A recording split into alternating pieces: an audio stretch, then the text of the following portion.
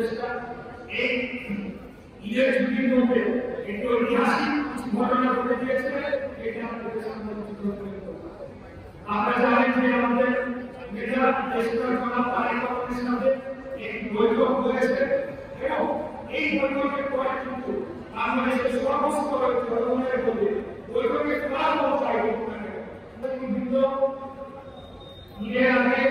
আমি এখানে সর্বশেষ বক্তৃতা করে দিয়েছিলাম এবং সেখানে স্পষ্ট করে কথা বলে দিয়েছি যে আমাদের এই আন্দোলন চলমান থাকবে এবং বাংলাদেশের সর্বোচ্চ আদালতে ছাত্র বিচারপতি প্রধান বিচারপতি সহ ছাত্র বিচারপতি নির্দেশ করে নির্বাচন কমিশন যে গ্যাজেট প্রকাশ করেছে সেই গ্যাজেট অনুযায়ী সেই তারা মহাল রেখেছে সেই অনুযায়ী আমার স্ট্যাটাস যদি আপনারা জানতে চান এটাকে হিসেবে বলা হয় মেয়র অর্থাৎ বাংলায় যদি বলি নির্বাচিত মেয়র একজন মেয়র নির্বাচিত হওয়ার পর তার সম্পর্ক হবে সময় পর্যন্ত যে সময়টি থাকে সেখানে তাদেরকে মহাল মেয়র এখন আজকে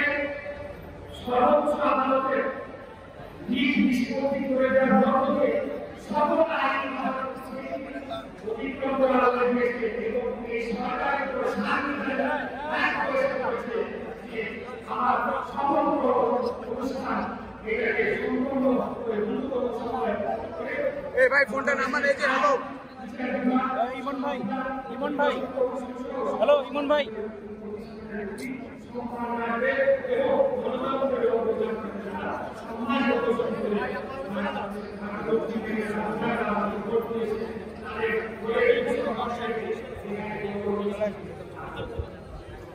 কোনটা হাতে আগে দিয়ে দেন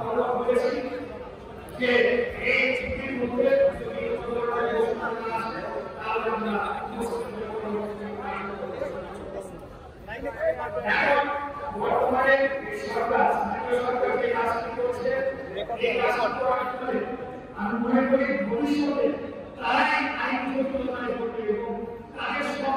এই বর্তমান যে স্থানীয় সরকার করেছে না তিনি সমাজ ভঙ্গ করেছে সংবিধানকে লঙ্ঘন করেছে যে সকলকে উপদেষ্টা করে গাড়িতে কথাটা বুঝে বেড়াচ্ছে ভাই এই যে হ্যালো লঙ্ঘন করেছে বাংলাদেশের সর্বোচ্চ আদালত সুপ্রিম কোর্টের আগে বিভাগে অবমাননা করে চলেছে এবং আমি মনে করি মাননীয় প্রধান উপদেষ্টা সরকারের প্রধান মাননীয় প্রধান উপদেষ্টা এই ঈদের ছুটির মধ্যে একটু ঐতিহাসিক ঘটনা ঘটে দিয়েছে। এটা আপনাদের সামনে তুলে ধরব। আপনারা জানেন যে আমাদের নেতা দেশপ্রেমিক জনাব তারেক রহমানের সাথে একটি বৈঠক হয়েছে এবং এই বৈঠকের পরে কিন্তু বাংলাদেশের সমস্ত জনগণের মধ্যে বৈঠকের ফলাফল চাই জনগণের মধ্যে স্বস্তি আভাস একটা স্বস্তির আদেশ কিন্তু হয়েছে এটা অস্বীকার করার কোনো উপায় না। আসলে গণতন্ত্রের অর্থ হচ্ছে